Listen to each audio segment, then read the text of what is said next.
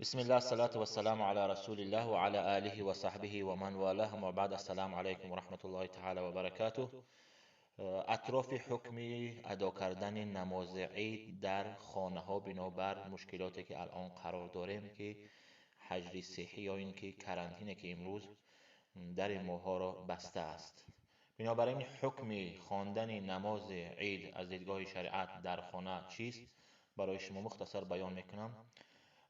بنابراین که امروزها نماز جماعت یا اینکه نماز عید در مساجد یا اینکه در صحنها و در دشتها برپا نمی شود، بنابر همین علما اجازت دادند که ما می توانیم نماز عید را در خانه ها برپا کنیم و از ثواب این نماز عید محروم نمانیم.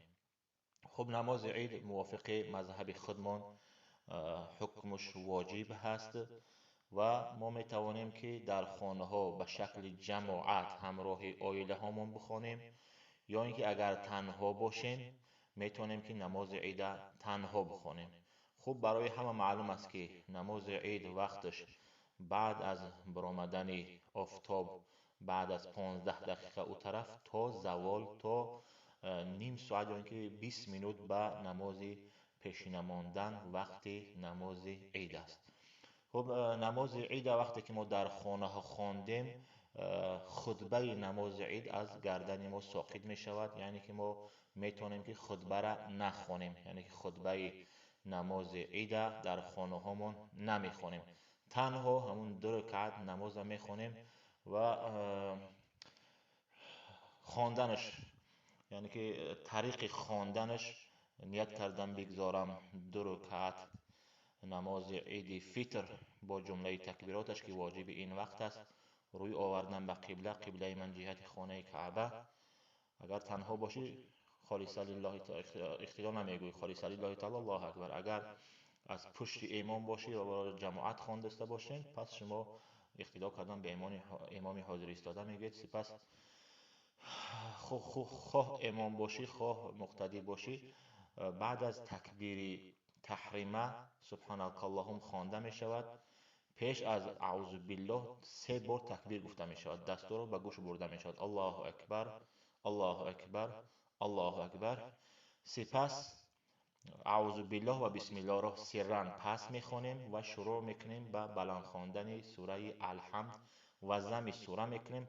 بعد از آن تکبیر رکوع می رویم مثل نمازهای هر وقته. بعد از آن باز میخیزیم برای رکعت دوم، بسم الله گفته سرا الحمد میخوانیم. بعد از آن سوره ضم میکنیم.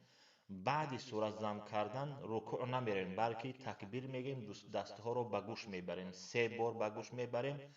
مراتبه 4م دستا رو به گوش نبرده رکوع میکنیم، یعنی که تکبیر 4مش این تکبیر رکوع است. پس از آن مثل همین نمازها رکوع میکنیم و سجده میکنیم و سلام میدهیم، انشاءالله که اجر نماز عید گرفته هستیم. و در این روزها بعضی سنت هایی که ما میتونیم استفاده کنیم، استعمال کنیم، یعنی که سحر خسته لباس زیبا میپوشیم، اگرچه در خانه هم باشیم خوشبویی میکنیم، اگر مسواک داشته باشیم مسواک میزنیم. بعد از آن تکبیر میگوییم، تکبیرهایی که در یکی از شعارهای مسلمان ها است که در روزهای عید باید گفته شود. بعد از آن تکبیر میگوییم و در خانه انشاءالله می نشینیم اگر امکان بیرون برآمدن نباشد. و یکی از سنت های دیگر هم این بود که وقتی که اصحاب رسول الله صلی الله علیه و سلم با رسول الله صلی الله علیه و سلم در روزهای عید وامی خوردن، به یکدیگر میگفتند که خدا از ما و شما قبولش بگرداند.